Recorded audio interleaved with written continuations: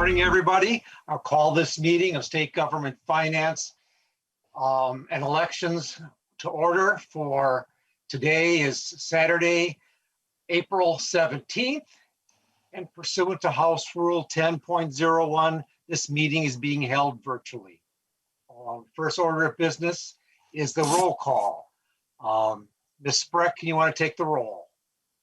Chair Nelson. I think I'm here. Vice Chair Carlson. Carlson present. Representative Nash.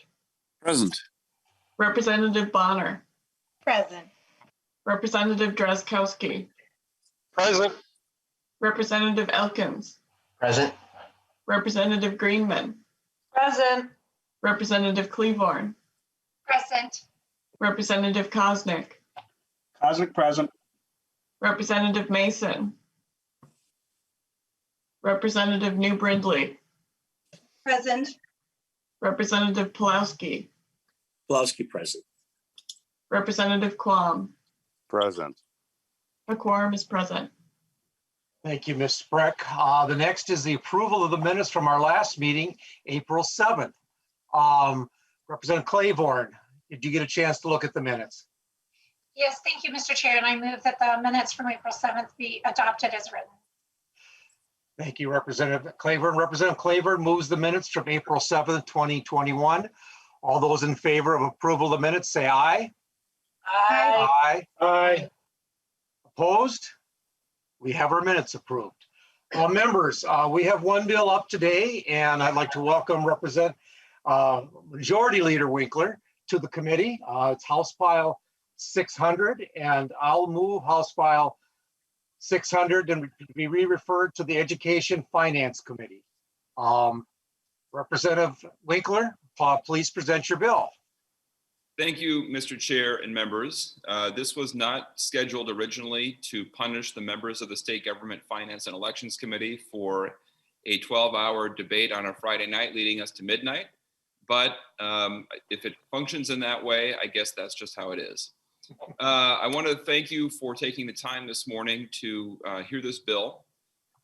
The goal of House File 600 is to end the criminal prohibition of cannabis in Minnesota, to acknowledge that the criminal enforcement of cannabis in Minnesota is part of a broader war on drugs that has disproportionately impacted communities of color, especially Black Minnesotans, to create a safe, legal, and regulated marketplace for cannabis, shifting the illicit marketplace to the safe, legal, and regulated marketplace.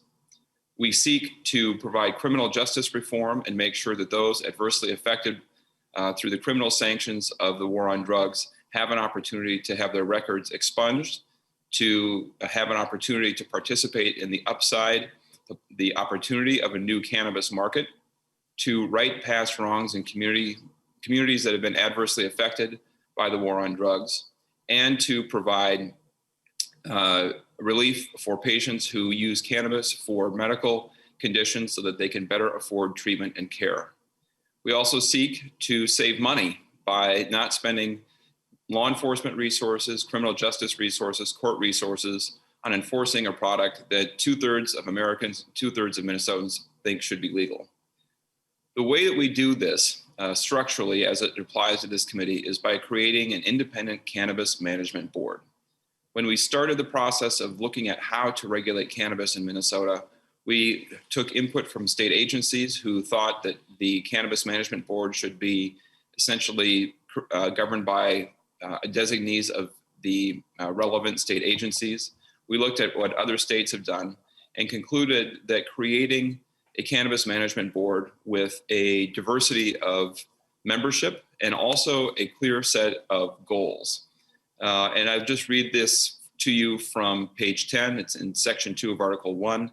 The goals of the Cannabis Management Board are to promote public health and welfare, protect public safety, eliminate the illicit market for cannabis and cannabis products, meet market demand for cannabis and cannabis products, promote a craft industry for cannabis and cannabis products, and prioritize growth and recovery in communities that experienced a disproportionate negative impact from cannabis prohibition. It's a tall order for any board to be able to manage on its own. We also create a Cannabis Advisory Council, which is larger, currently, I think, at 26 members and growing. There is so much interest in this issue that I suspect that by the time we are done creating the advisory committee, it will be roughly the size of the state Senate. And there is just a huge number of people who are interested in having their voices heard in advising the Cannabis Management Board. So, Mr. Chair, what we're doing in this bill is simply creating an independent structure, a board appointed by the governor with staggered terms, whose mission is to promote the purposes of the bill. They have regulatory authority, they have rulemaking authority. We give them a tall task in meeting the demands of that in some ways conflict in this bill, and it's intentional that they are trying to struggle to meet those competing demands. So that's the bill. That's the provision. Those are the provisions that I think particularly apply to your committee, and I believe there are testifiers who would like to address the bill as well. And before we get to that one, when you say the board's going to be larger than the Minnesota Senate, I hope it's more functional than the Minnesota Senate. Mr. Chair, we could also shrink the Minnesota Senate to fit the size of the Cannabis Advisory Council. Thank you, Mr. Majority Leader. Before we get started with the testifiers, I'd like Mr. Gehring to walk us through which portions of the bill, this is a large bill, and which portions of the bill are pertain to this committee. Mr. Gehring. Mr. Chair and committee members, Representative Winkler just described some of the jurisdiction of this committee, but I would point you primarily to Article 1 of the bill. Particularly Article 1, Section 12 has to do, relates to the way that this bill interacts with local governments, and there's some other scattered pieces in Article 1 that affect the way that local governments would interact with the board in various capacities. Ms. Roberts also sent around some fiscal notes for agencies within the committee's jurisdiction that were attached to the committee documents, and she might be able to describe those in more detail. Ms. Roberts, if you want to give us that advice. Mr. Chair and members, I did. You have the full fiscal note, but because it was 127 pages, I also pulled out the pieces for the three agencies that are clearly under this committee's jurisdiction. That's administrative hearings, Minute, and Department of Revenue. Administrative hearings is included because they would be involved in some hearings and rulemaking. Minute would provide IT support to the board. And then Department of Revenue, if you look at their fiscal note, they would need additional staff and primarily in their special taxes division, but in some other divisions, and then an offsite facility for collecting cash payments. Thank you, Ms. Roberts. With that, we'll go to our testifiers. The way I have it on the list here, the first one is Mayor Melvin Carter from the city of St. Paul. Welcome to the committee. Please state your name for the record and proceed with your testimony. Thank you very much, and good morning. My name is Melvin Carter, and I'm the mayor of the city of St. Paul, Minnesota. First, I want to thank Chair Nelson and committee members for giving me this time to share my strong support for House File 600, a bill to legalize cannabis in the state of Minnesota. Additionally, I want to thank you, Majority Leader Winkler, and all the legislators who've worked hard to advance this bill this year and last year. There are many reasons why I support legalizing cannabis in our state, ranging from allowing responsible use for adults to establishing a fair and equitable system to support small businesses, to decriminalizing the use of cannabis that disproportionately impacts people of color. I'll review just a few of these reasons due to timing and the focus of this committee. The legalization of cannabis helps to shift a product that is already widely available for sale from an illicit market to a well-regulated one. In doing so, it ensures youth are not targeted, it ensures products are safe, and allows for proper education of cannabis use. This bill is a significant step toward rectifying and redressing the disproportionate impacts of the war on drugs on communities of color.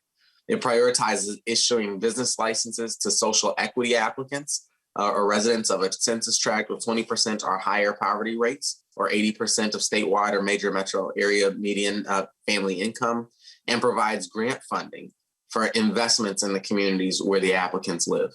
The bill provides grants to help social equity applicants with startup funding, workforce training, and technical assistance, and automatically expunges criminal records for non-felony marijuana offenses and establishes a Cannabis Expungement Board to review and make expungement and resentencing decisions for felony offenses. This bill provides local governments with the necessary control we need to implement and enforce reasonable time, place, and manner restrictions on cannabis businesses, and also local tax revenue benefits from an increase in the sales tax base that will benefit local governments significantly. Finally, if we didn't know it last week, and if we didn't know it last year, it is very clear that right here in the state of Minnesota, we have to continually rethink and reinvent the ways in which we secure the peace and safety of our communities. The war on drugs, our cannabis policies have been such a core part of the harm done to communities across our country, communities across our state. This bill is an important part of undoing and reversing that harm. I urge you to support House File 600 so that Minnesotans can start to benefit from this new economy. Thank you very much for your time. Thank you. Thank you, Mr. Mayor. If you want to hang around, there may be questions. The next person on my list is Layla Fatahi. I hope I said that somewhat right. Welcome to the committee, and please state your name for the tape and proceed with your testimony. Thank you, Mr. Chair and members. My name is Layli Fatahi, and I am the campaign manager for Minnesotans for Responsible Marijuana Regulation, or MRMR. We're a statewide, multi-partisan campaign organized by leaders from state and local units of government, a broad range of nonprofit organizations, Minnesota's business community, organized labor, and others. We formed MRMR with the goal of not just legalizing adult use cannabis in Minnesota, but rather, as the name of our group suggests, replacing the outdated, ineffective, and unjust policy of cannabis prohibition with a legal and policy framework that supports the responsible regulation of cannabis. And lots of people ask us, well, what do we mean by responsible? Well, when a government policy threatens the health and safety of our communities, it's the government that's responsible to fix that. And when a government policy has the effect of creating enduring injustice, the government is also responsible to correct that injustice and to redress its harms. And that's the situation at hand. Cannabis prohibition has failed to achieve every single one of its stated policy goals. It has taken a product that is objectively, poses less of a risk objectively to the public than alcohol or cigarettes do, and driven it into an underground market that lacks any consumer safety standards and is more readily accessible to children. And not only has it failed to keep our communities safer and healthier, and instead it has unjustly criminalized people and communities of color and disenfranchised them from being able to access employment, housing, and other basic needs. So MRMR supports House File 600 because it sets up a policy framework and a regulatory structure that's capable of, one, promoting multiple areas of public health and safety for consumers, for children, for people using our roads, et cetera. Two, for supporting the creation of economic opportunities and investments across Minnesota, and especially in those communities that have been most disproportionately harmed by the war on drugs. And three, expunging the records or reconsidering the sentencing of individuals who've been unjustifiably prosecuted for selling or possessing small amounts of cannabis to the harm of no one. And these are the various boards and councils and other mechanisms that the bill creates, which I'm happy to discuss in more detail for any members who have questions. Thank you for this opportunity. Thank you for that, for your testimony. Again, hang around. We'll have questions after all the testifiers. Next person on my list is Sarah Grew. Welcome to the committee, and please state your name for the record and proceed with your testimony.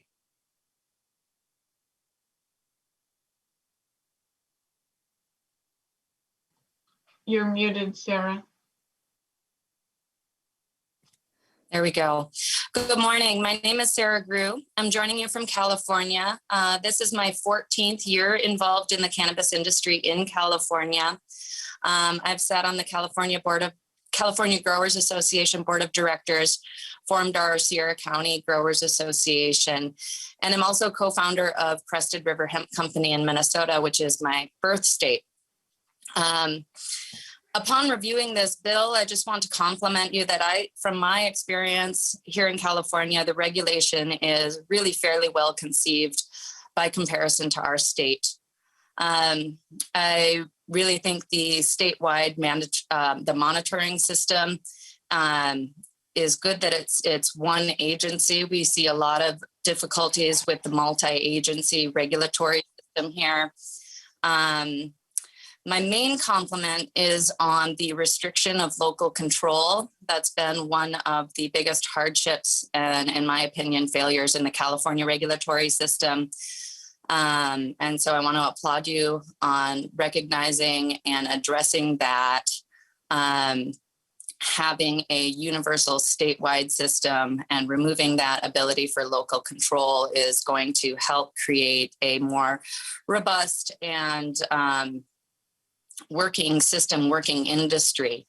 I really want to applaud the prohibition of transfer of licensure. I believe that will be a really good thing for the state to promote local businesses and local ownership. We've had a lot of issues out here with the already established members of the industry being hedged out by venture capitalist sort of businesses coming in and doing a lot of acquisitions, which has been a real shame for our local rural communities and our legacy cultivators.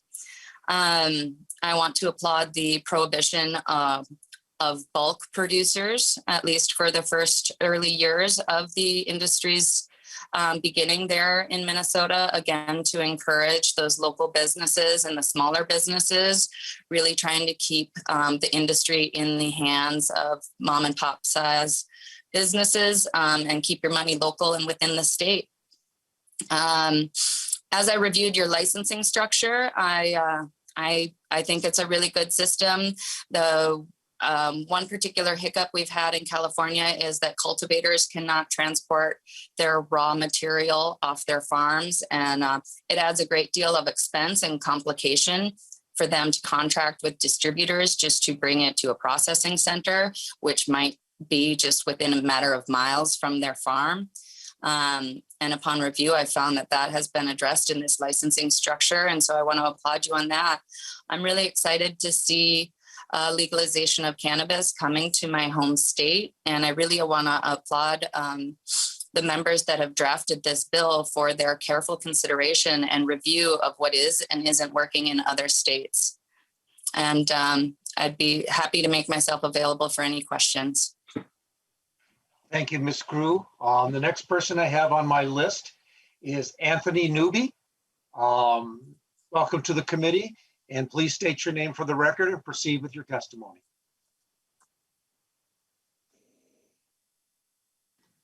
You're muted.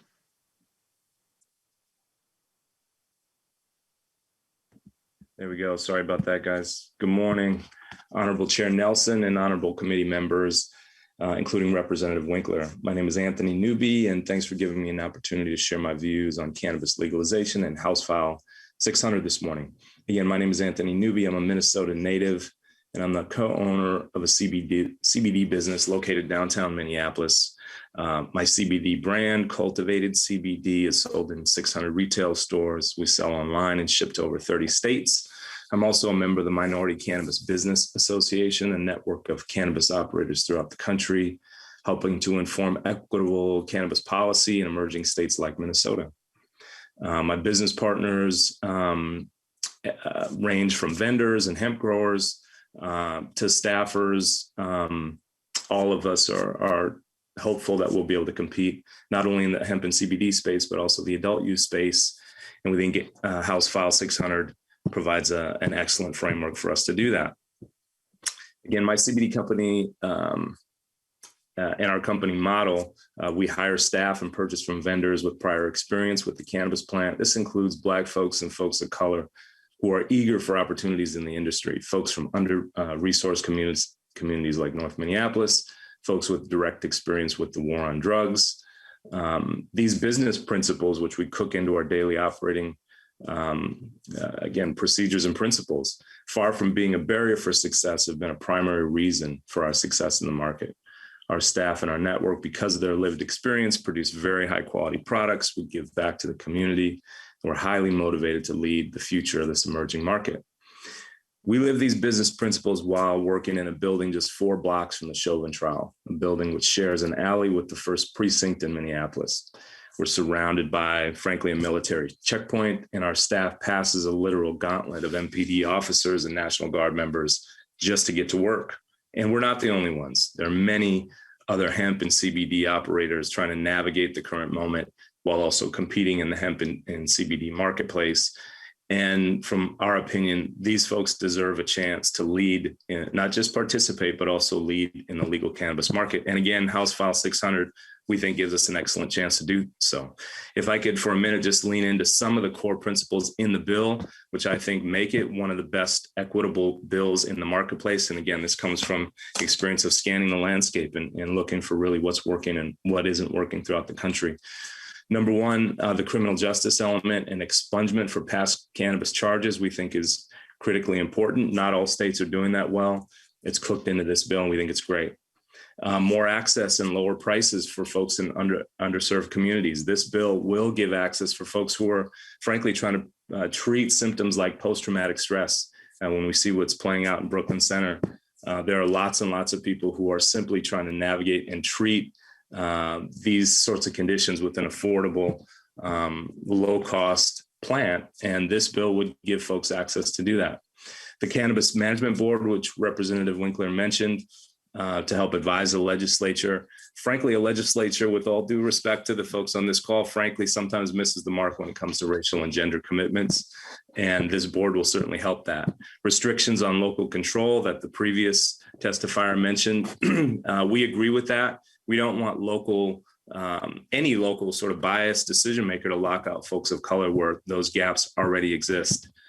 The equity scorecard model for licensing we think is great. It will prioritize folks living in North Minneapolis, East St. Paul, Beltrami County, and outstate markets where folks have lower incomes and have really experienced the war on drugs in an unequitable way.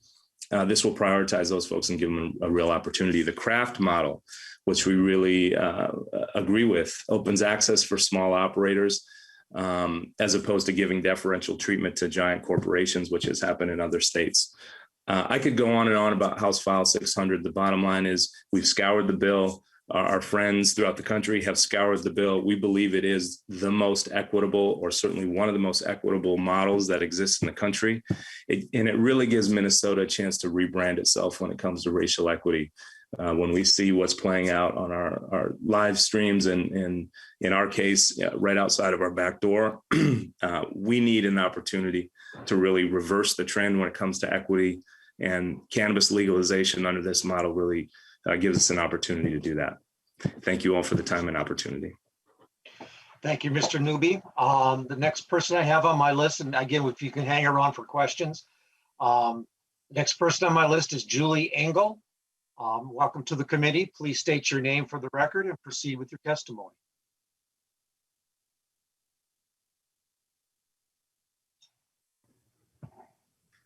Okay. Sorry. I need to minimize this so I can see my, well, I'll just read it off the paper. Hi, my name is Julie Engel. I am 39 years old, and I have 3 adorably young boys, and I live in Minnetonka. For 4.5 years, I was very, very sick with mystery symptoms. They included chronic pain, debilitating fatigue, and brain fog. It was like having the flu, but it would last for months on end. As a very active young mom, I was not available for my family or kids during this very difficult time in my life. I was more focused on when my next doctor appointments were going to be. What were my traditional doctors going to put me on now? What were the side effects of all of these drugs? Which alternative doctor was I going to try? Or which diet was I going to see if worked next? Most importantly, how am I going to be healthy so I can live my life and be the mom that I used to be? I had a gut feeling my pharmaceutical drugs were making me sick, so I made a brave decision to go off all of them and start incorporating cannabis into my daily regimen. That was the best decision I've made in my life. For me, cannabis has been a gateway to a better life. I microdose every morning so that my body is calm without being high. I consume high THC at night before I go to bed so I can sleep through the night. I consume responsibly, and it has allowed me to be functional. Because cannabis literally gave me my life back, I became obsessed with the industry. I've spent the past 3 years fully immersing myself, going to conferences all over the United States, doing a lot of market research, and networking with some fantastic cannabis professionals. After a lot of analysis and study, I have formed an LLC and want to move forward as a female entrepreneur in the cannabis industry in Minnesota. I see how the path to a full adult legalization could benefit our communities by providing more resources, tools, access to the plant, jobs, and economic growth. I want so badly to let people know that there are alternatives to modern day medicine. I have a strong desire to give back to the community. And lastly, I want to break the stigma that is associated with cannabis usage. Thank you for your time and for listening to my story. Thank you, Ms. Engel. That's all I have on the list for right now. We'll go to questions here. And members, I just want to point out that we did invite the members from the local government committee to sit in on this committee hearing, and so they can participate and ask questions and participate in the discussion. But when we come to a vote, this is the State Government Finance Committee. They will not be able to vote. For right now, I only see one member that's from the local government committee that's not already on our committee. But members, questions? Representative Koznick. Thank you, Mr. Chair. Good morning, committee members and Representative Winkler. Good to see everybody again after last night and yesterday. Representative Winkler, can you speak a little bit the comprehensiveness of this bill as opposed to, I was just looking at a letter from the Minnesota Chamber talking about establishing a task force to kind of look into some of the issues more in advance, I guess. And then also what I normally hear when I talk to people in my district and different business owners is they don't particularly have a concern of what people do or don't do in their homes outside of their work hours, but they do have major concerns in some manufacturing facilities here in Lakeville, and I'm sure elsewhere across the state, of people being under the influence while they're working and operating equipment and that kind of stuff. And my understanding is we don't have a test to screen for that. I also have an aunt that was in Illinois outside of Chicago, manages a number of high-end daycare facilities, and one of their workers came in under the influence, and it wasn't a good situation. They had some kind of something in their employment contract to that particular case. She admitted to using it. They took her to go get a test because she was high at the time. So can you talk about some of those employment things, and then also why not pare down this bill to get some effort, because it's so comprehensive right now. I'm not sure that there's much of a path for it, but it's an interesting topic for certain. And so I've got some other concerns too, but why don't we start there? Thank you. Majority Leader Winkler.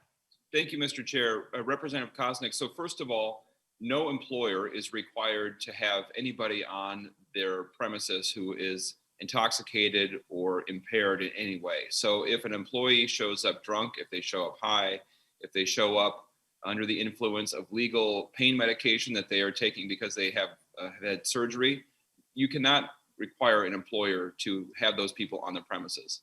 And this bill doesn't change that. You also can't, the only real difference, I mean, there's technicalities to it, but the real difference here is that you can't have a simple blood screening that bans workers from having any cannabis in their system whatsoever before coming to the job. You actually have to use an impairment standard. And you can actually have a full testing regimen based on cannabis along with other kinds of mood altering or substances that could change your performance if it's safety sensitive. So if it's safety sensitive, you can have a zero tolerance policy for anything. So we're not really impinging on the ability of precision manufacturers or people who are operating heavy equipment. Companies like that, they can still prevent people from being on the job. But what you can't do is use employment that has no connection to safety or security to simply say you have to have a zero tolerance policy for any cannabis in your system. You don't need a test on the job site for cannabis to be able to do that. You have to use the same kind of impairment standard if it's a regular job, you know, without safety sensitive aspects to it. You can't have a zero tolerance policy on cannabis. You have to treat it like you would other substances that could be mood altering or could affect performance, but then you actually have to have it affect performance. The other thing is employment is at will. So it's only if you have a testing regimen to begin with that you have to not treat cannabis differently than other substances. So employers, unless you're in a protected class for some reason, can always terminate employees for any reason whatsoever. And as to the comprehensive nature of the bill, I think the testifiers said it better than I can. The fact of the matter is we have states, so South Dakota already, North Dakota on its way, around us that have legalized. We're, I think, at the point of 15 states around the country. Cannabis is going to be more readily available. It will be more difficult to regulate it. The prohibition and criminal justice component of the current regulation model has serious adverse consequences for some people and doesn't work very well. And as cannabis becomes more the norm across the country, we are better off creating a fully formed, regulated system to deal with it rather than taking half steps. And as far as a task force, effectively, that's what this bill represents. It is a task force that represents months and months of intense work by a lot of people to put together a bill that I think, as the testifier said, is in fact very much ready for prime time. Representative Kosnick, follow-up. Other members, let's hear some questions and I'll have some other comments. Thank you. Representative Elkins, you're next on my list. Thank you, Mr. Chair and Representative Winkler. So I just, reread Section 12, the local government section of it, and I've been thinking about, what will cities, want to do in terms of restricting the availability of marijuana stores within their boundaries. And the statute, the proposed statute, it clearly prohibits that. But I can imagine cities doing things like saying, if you want to open a marijuana store in our city, you can only do it in industrial zones, or like Bloomington has with pawn shops, you can only have 2 of them in the city. And what, and one of the problems I think we've observed in other states is that when the supply or the availability of stores is too limited, the black market just stays. But are you envisioning that cities would license marijuana stores, following the models that they have for their liquor stores, for example? Majority Leader Winkler. Mr. Chair, Representative Elkins. So it isn't quite the same. The licenses for cannabis are issued by the board. So they're issued at the state level. Local governments can use their usual zoning rules like time, place, and manner restrictions. And the limitation on that is that you can't construct regulations at the local level that would have the effect of prohibiting cannabis operators from retail to cultivators from operating within the city or within the jurisdiction. So it isn't quite like alcohol, but there is still local control. And the way that the way I think about this, we had the former district attorney from Boulder County, Colorado, come in and talk about how some jurisdictions effectively tried to block it from happening, and some, like Boulder, thought it was happening and could be a good thing, and figured out what kind of zoning restrictions they would want to have in place early and prepared their city for this new industry. And he said they've effectively had no trouble in Boulder. You drive down the street and you can't see the difference between an insurance agency and a cannabis retailer. Okay, thank you. Representative Elkins. That's fine. Thank you, Mr. Chair. That's good. Everyone must be prepared. Any other questions? It must be worn out from last night. Oh, there we go. Representative Mason. Good morning, Mr. Chair. And just a couple of comments. I know when I was doing questions when we first passed the medical marijuana, there are a couple of people said, you know, they were okay with the marijuana. It's the alcohol that they really are concerned about. And I know also that the support for this covers from young people to our senior citizens who need it for pain, particularly for pain. So I think the amount of work that has gone in this has been really appreciated, and you know, it's just time for us to do this. It's so I really appreciate your work on that. I do want to go back to local control. You know, again, we know that a lot of work has gone into this. Do you have any anything that you can say about how local entities have reacted in other states? And at this point, I really have had no questions from local entities about how this is coming forward. So I'm thinking that's a good thing at this point. Majority Leader Winkler. Mr. Chair, Representative Mason, and I will say that we have met with the county and city organizations. We have listened to their concerns and tried to address them as best we can. The decision to say that local jurisdictions can't opt out or wouldn't need to opt in to the cannabis marketplace is because the primary goal is to end the illegal marketplace for cannabis in Minnesota and move it into a regulated, safe marketplace. If you have a patchwork of local government jurisdictions in which some places it's legal and some places it's not, we are by doing that we would be guaranteeing the continuance of an illegal marketplace, a substantial illegal marketplace in Minnesota, and we have seen that fail in places like Colorado. And I think Ms. Grew discussed the regulatory challenges of operating businesses with a patchwork of local regulations, especially for a new industry. So by meeting with those organizations, learning the lessons from other states, we think we have the right balance between a statewide policy that will serve Minnesotans well while preserving the ability of local government units to look after truly issues that relate to zoning, local issues about regulation that will help their communities successfully implement this kind of change in law. Can I ask one more question? Representative Mason, follow-up, yes. Okay, it has to do with the board, and I know that you said you've got a good-sized board at this point and probably looking at even more. What I do want to ask is, I think it's essential that this is an effective and efficient board. And so just your comments about how you're putting that together. Thank you. Majority Leader Winkler. Mr. Chair, Representative Mason, I was a bit flippant in my description of that at the beginning.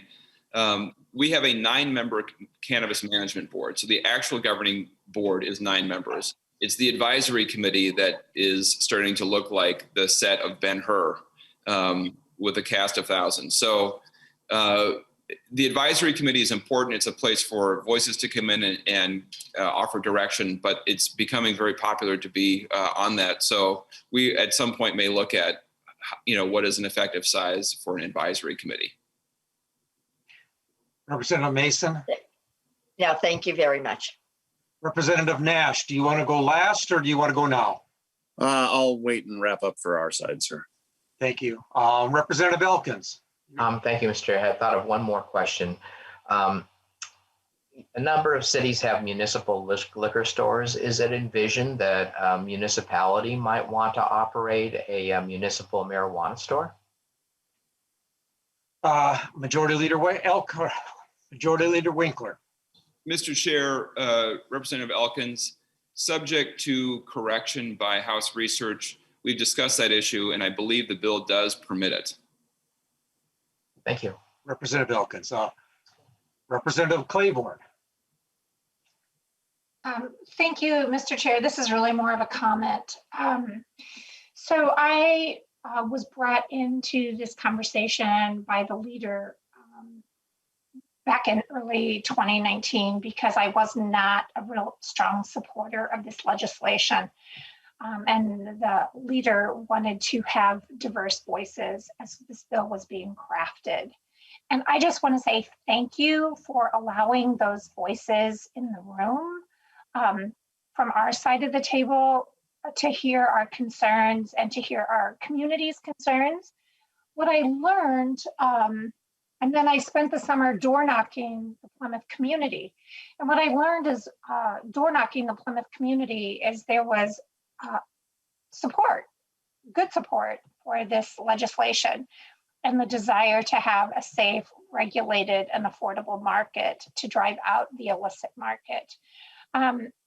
The concerns for maternal health, the concerns for community ability, concern for criminal justice reform, and a good way to structure the license have all been addressed in this bill, and to work in such a comprehensive way across all of these departments. I just want to say thank you for listening to those concerns from the community, from our business leaders. I have gone from being opposed to this legislation to supporting it. And I think the attention to care and detail and the research that our House staff and nonpartisan staff and agencies have done has been remarkable, and the time commitment that has gone into it. So I just want to say thank you for a well-constructed, thoughtful piece of legislation. Thank you, Representative Claiborne. The next person I have on my list is Representative Koznick again. Representative Koznick, another question? Yeah, thank you. I'll just kind of wrap up. I don't know what you're, if we're taking a vote or what we're doing. In terms of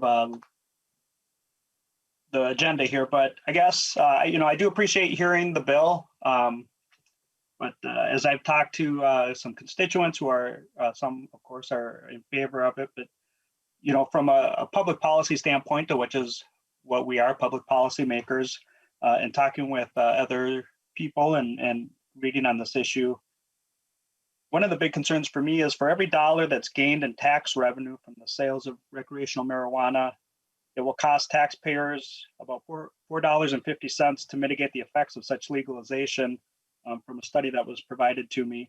And that includes health issues, traffic, crime-related costs, and lost productivity. So that's a big concern. I've talked to other legislators at some different conferences in other states that have done this. They share those concerns. So what they did, and I believe this was in Colorado, they, of course, jacked up the taxes on it. So to cover these other expenses, pay for education and other public services. But what that actually did was kept the illicit market, underground market for recreational marijuana flowing. And if you are in that business illicitly currently, it did not provide incentive for you to open up a Main Street business and make it a legitimate business. So that was kind of interesting. So I think my thought would be that there's still more more that we can learn from other states that are doing this. And of course, legalizing recreational marijuana will increase use among adults, college students. We expect that. I don't know what the permitted age would be, but I would expect that, something new on the market would be available. We would expect that increased use in those categories, but I'm also more concerned about that the youth use was also up 5%, and you think we're going to regulate it, and we know even with other products that you're supposed to be 21 to get, it's available in youth. We have a problem in our high schools with youth experimenting with alcohol and other issues like that. We didn't hear too much about the mental health issues that are correlated with the use of marijuana. We've received letters from the mental health organizations, the University of Minnesota, and other research. So that's another concern for me. I do think it's worth taking a look at some of the, as the Mayor Carter had mentioned, and Representative Winkler, about the criminalization aspects for personal use. I think that's something, Representative Winkler, that you may get broader bipartisan support on that area and reform of that. It's something I would be open to. And then again, I mentioned the employment issues, but back to the effects on youth. And the effects, somebody said this is a gateway to a better life, and that was a nice line, but traditionally we hear that this is a gateway to more illicit drug use. With all due respect, here in the 2nd Congressional District, we had a pro-marijuana candidate died of a drug overdose of more illicit, harder drugs, and that was kind of, out of respect to him, wasn't really broadcast in the media that well, but that was right in the middle of the campaign season. And it's tragic what happened to that person, but I think it's also emblematic of what the real issue and concerns are, and they're very real. I will tell you on a personal level, if there's anybody from Lakeville watching that hasn't heard me say this, I think there are concerns, like I mentioned, among our youth in the community like that I represent, or Representative Claiborne or Bonner. A lot of students, and we want to hope that they can achieve and be prepared every day to learn. All our students really, but especially growing communities, to be ready and to achieve the most that they can. And as their brains and bodies are developing, introducing this creates very, very real concerns. And I will share with you, I have a nephew hanging out at a skate park out in Plymouth, Representative Claiborne. My sister lives out there. And at the age of 13, was introduced to some older kids and just try a little bit of weed and started partying a little bit like that. And so it did escalate. Sadly, he's 23 years old, 10 years later.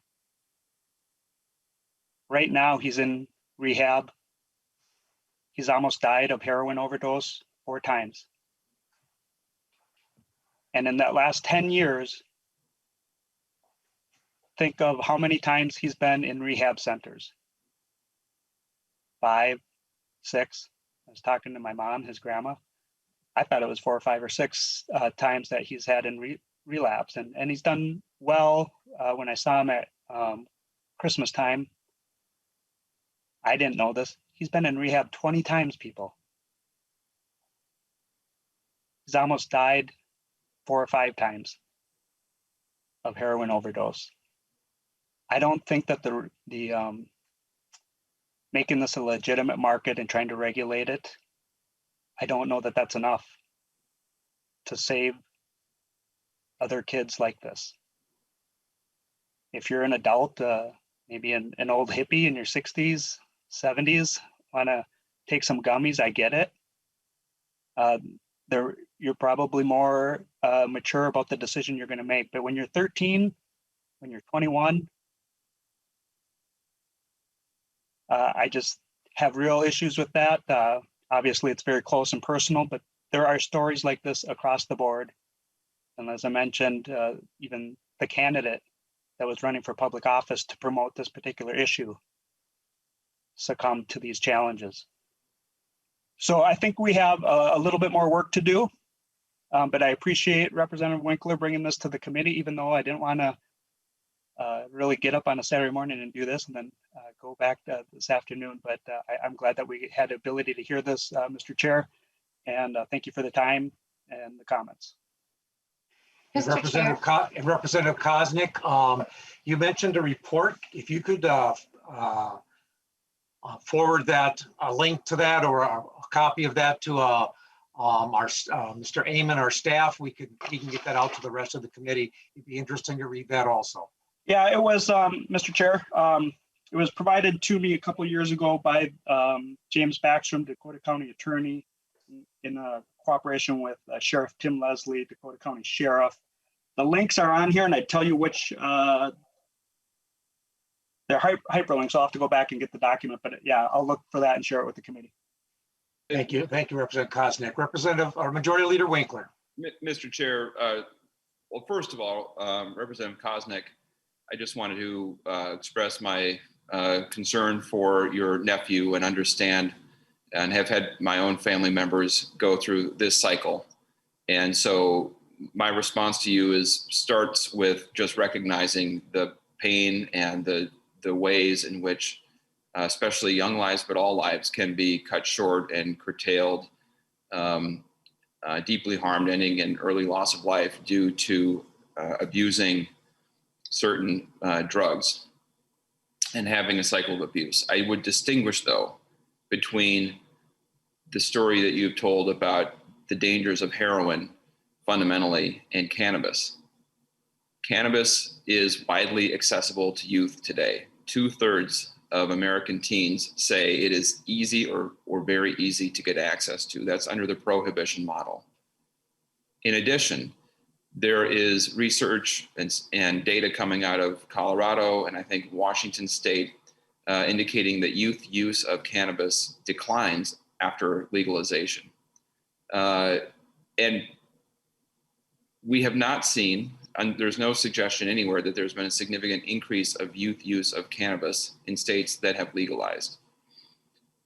So your concern about youth access is important, and it's very important to me. It's important to a lot of members of our committee. I have two teenage sons and one who will be soon in West Metro Public Schools where cannabis is widely available. To think that somehow under our current system, they couldn't access it right in school right now is, well, Saturday, but that is not the world we live in. The advantage of having a legal regulated marketplace in which the illicit market is no longer operating is that you know where in the community cannabis is coming from. In Colorado, kids are more likely to get it from their parents than they are from somebody who is selling it illegally. That's not a choice I would make. I don't think that's a very good choice. Cannabis and the adolescent brain are not very well suited to each other. But as a public policy matter, as you said, a legal regulated marketplace is not worse than a failed prohibition model. In many ways, it's better. And the last thing I would say is that there are, I think something like I think it's called the Mile High Institute in Colorado, which is funded by the DEA and has supported a lot of very flawed research indicating that the sky is falling when states legalize. The fact is, that's not the actual experience. There have been mistakes made in California, Colorado, and other states where a lot of the concerns, for example, kids getting access to cannabis products in Colorado was an early problem because they didn't do it right. They learned from their lessons. And in our bill, we have a prohibition on marketing that would be appealing to kids.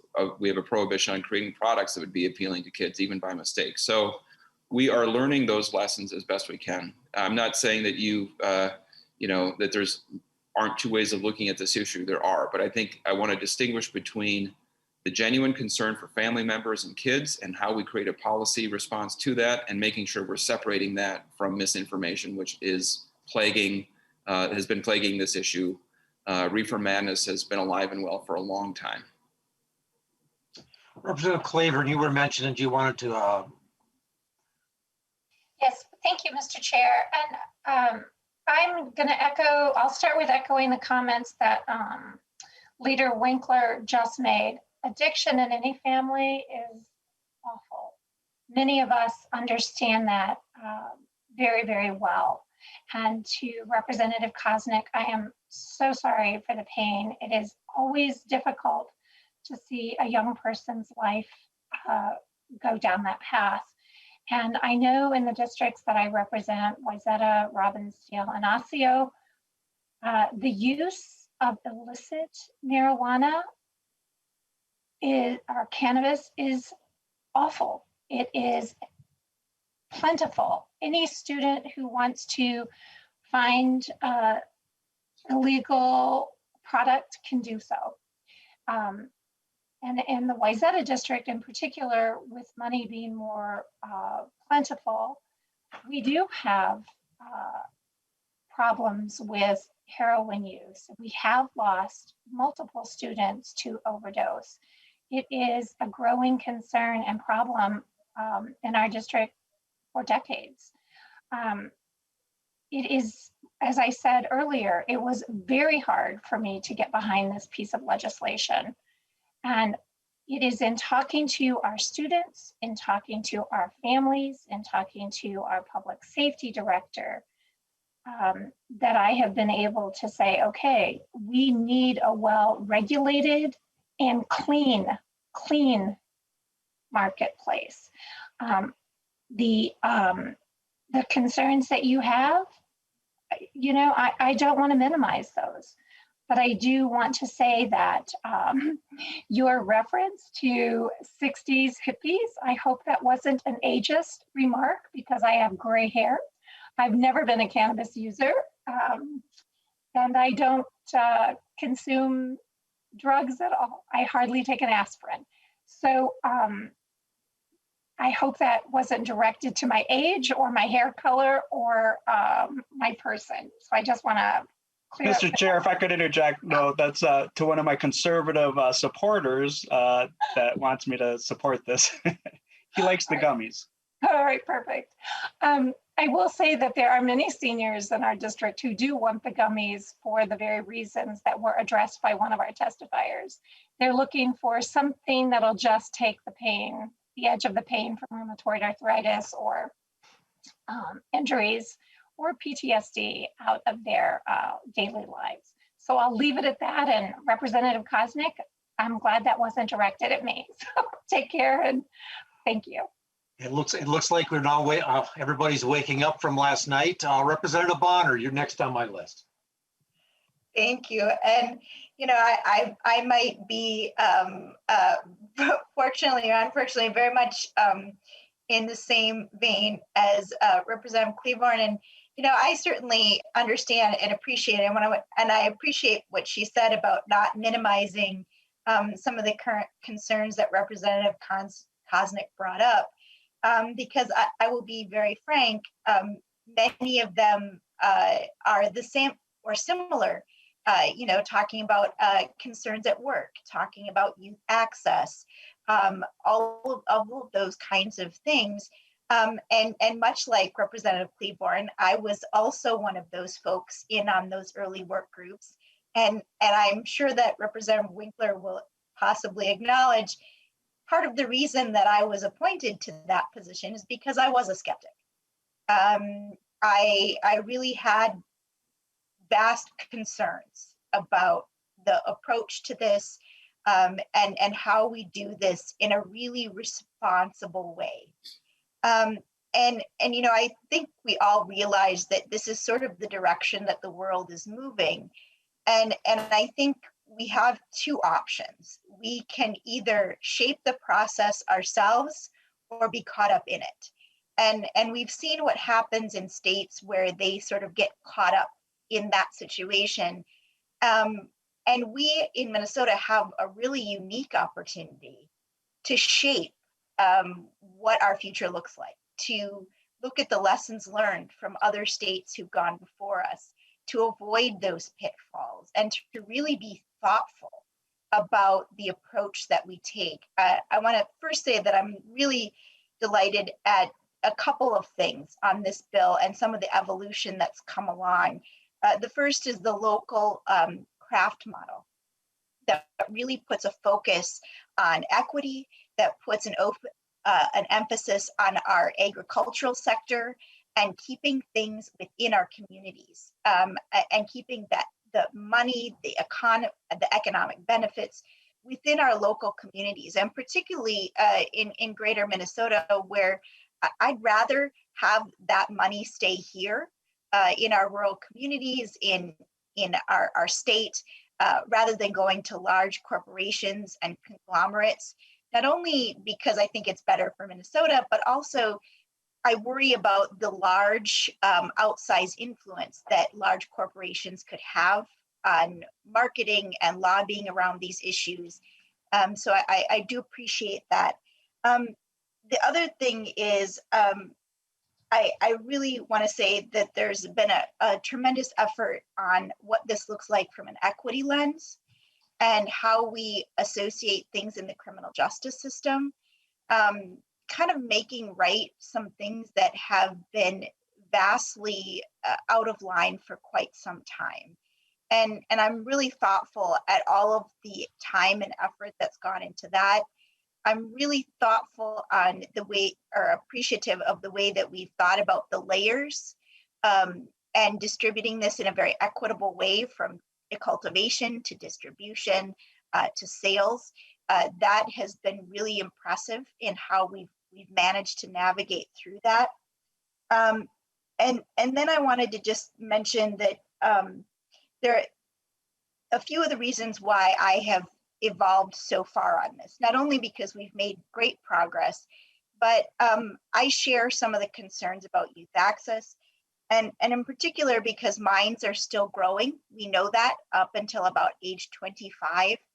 And I know that there's been a large conversation around how we make sure, as Representative Cleburne mentioned, that this is a clean, well-regulated system that hopefully prevents this from getting into the hands of those young and developing minds. Representative Bonner, can you wrap up? I'm the majority leader needs to leave at 9:40, so we got two more questionnaires. So if you can wrap up, if there's, be great. And lastly, I just, so I'm grateful for that. And then I was actually on my last point, Mr. Chair, and that is, the other piece of this and what has helped me evolve is the same, is talking to people in my community, having those conversations. I spoke to an older couple in Osseo who said to me that for decades, she couldn't participate with her children. She couldn't go to their sports, engage in their activities. She couldn't even play with her own children. And now, because of medical use, she is obviously not smoking anything. She prefers the gummies and the oils.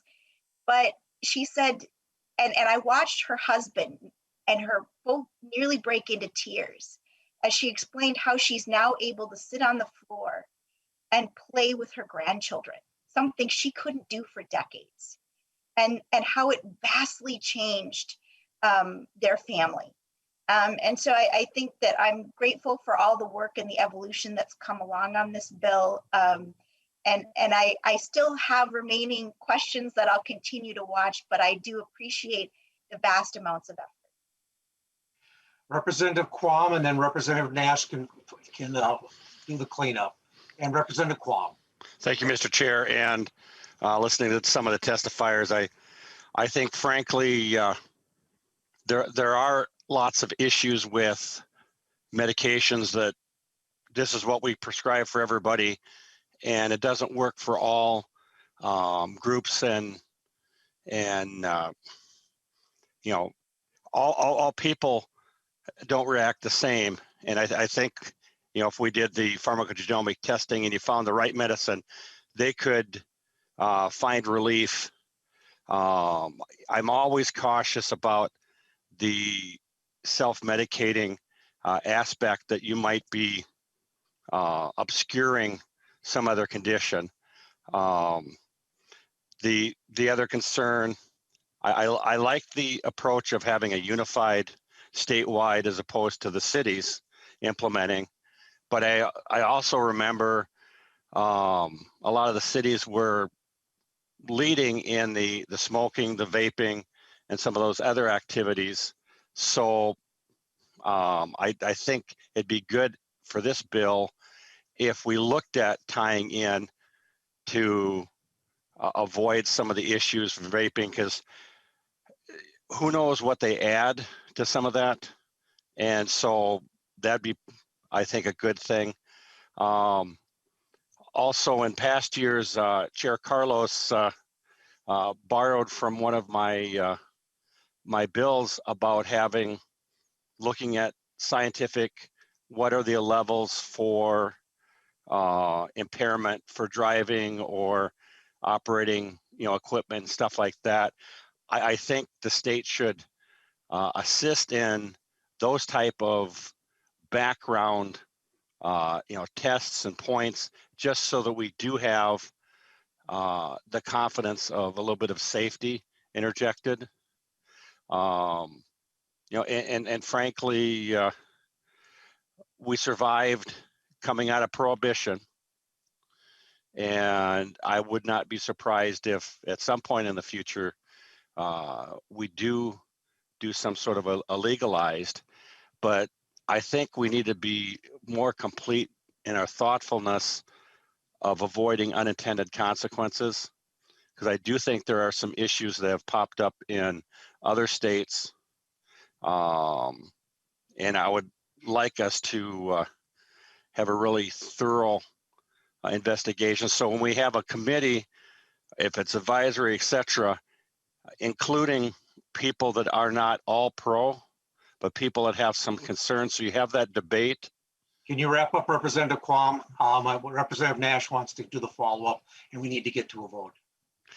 Well, certainly, Mr. Chair, but frankly, we had quite a bit of time for the testifiers, and I'm trying to assist the author of the bill to have a more complete bill, so that has a better, chance of going forward. But I'll sit back and let Representative Nash speak. Representative Nash, wrap up. Thank you, Mr. Chair. And I'll start off by saying, I have never tried this and don't intend to, but I do recognize the medicinal values of this. And I felt as though some of the testimony that we've heard is a conflation of the impact, ability, and value of medical with the legalization of recreational marijuana. So I think that we should not measure this bill with the same measuring stick that that medicinal should have been measured with. But I guess I'm a little concerned with really one of the very first statements that Representative Winkler made was that this is seeking to eliminate the illicit market. And I wrote it down exactly as he stated it. I lived here in Minnesota as a kid. We then moved to Colorado after that. And then eventually I made it back home. But here is what I know, having spoken to friends who still live there, talking to family members who still live there. And a buddy of mine that I played football with is the chief of police in one of the suburbs in the Denver metro area. The illegal or illicit market has not gone away. And there are a great number of articles that are out there that make it abundantly clear that it has not gone away, and that much like we would expect, that the illicit market has reacted to market forces and has simply lowered their price and still has a great grasp or reach into the marketplace, if you want to call it that, for those who wish to consume their illegal product. So it hasn't gone away. So let's not be too Pollyanna-ish there and hope that the same would be here. But I wanted to focus, I guess I have just a matter of minutes, Mr. Chair. We'll save some of our fire for the floor. But yesterday on the floor, I was roundly criticized for being anti-local control. There was a fairly lengthy soliloquy by one member from your side about how I am just the worst in the world for being anti-control, local control. And as a former mayor, we had conversations about another subject that we put into local ordinance that we did not want in our city. And that was for an adult bookstore or adult stores like that. And we put that into our ordinances. What Representative Winkler's bill would seek to do is to stifle the voices of locally elected officials who may have a higher level of support and input from their community, and their community may say, we don't want this here. What Representative Winkler's bill is doing is effectively stifling the voice of local elected officials. And again, by the measuring stick that was issued last night on the floor, apparently that's a really bad thing. And I agree that that is a bad thing.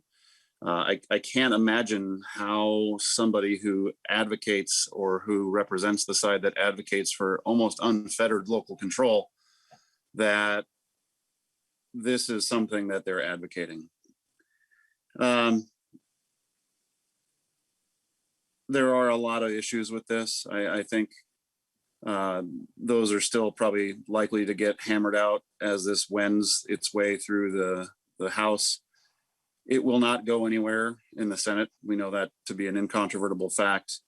But I guess I will say, this is, from my perspective, still a fairly, if not very, contentious issue, that this is something that has been controversial. And I find it ironic that we have this controversial bill, again, wending its way through the system, and we can't even have hearings on some alcohol bills that some of us have authored. That's more commentary, but I think that the lack of local control, the lack of some of the testing that Representative Koznick talked about, and I think the naive perspective that it's going to eliminate the illicit market is really something that is untenable, and I just can't support this. I'm going to be voting no and would encourage my members to do the same.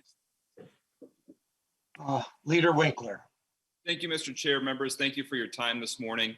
I will say, Representative Nash, that Colorado made mistakes in how they approached this, having a county by county approach, having the approach of looking for tax revenue as opposed to just the revenue necessary to keep the system running.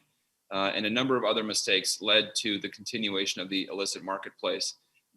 I am not saying that it's possible to eliminate it immediately, but I think we have learned those lessons. And that is why we have the statewide approach that we do. So those two things are in conflict with each other, and it's better to move towards a system of safe, legalized, regulated cannabis in Minnesota, where people can access it for personal reasons, for health reasons, and that Minnesotans can make these decisions in a healthy, thoughtful way with an effective system of public oversight. And that is exactly what this bill represents. So, Mr. Chair, I ask for your support. Thank you, Representative Winkler. And with that, members, Ms. Spreck, I'll renew my motion that House File 600 be re-referred to the Education Finance Committee. And Ms. Spreck, if you want to take the roll. You're muted. Chair Nelson, Aye. Vice Chair Carlson, Carlson votes aye. Representative Nash, Nash votes no. Representative Bonner, Aye. Representative Drazkowski, Representative Elkins, Elkins, aye. Representative Greenman, Aye. Representative Cleaborn, Aye.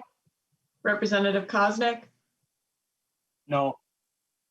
Representative Mason, Aye. Representative New Brindley, No. Representative Pulowski, Pulaski, no. Representative Quam, No. Representative Drazkowski,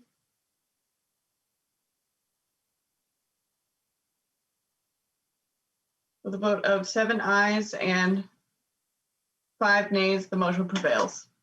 The motion prevails. The bill's on its way to the Education Finance Committee. Thank you, Representative Winkler, and thank you to all the testifiers. With that, members, there's nothing else on our agenda this morning. I'll look forward if we need to have another meeting. They'll be called at the by the chair, and you will send out notice of those. And with that, members, we are adjourned.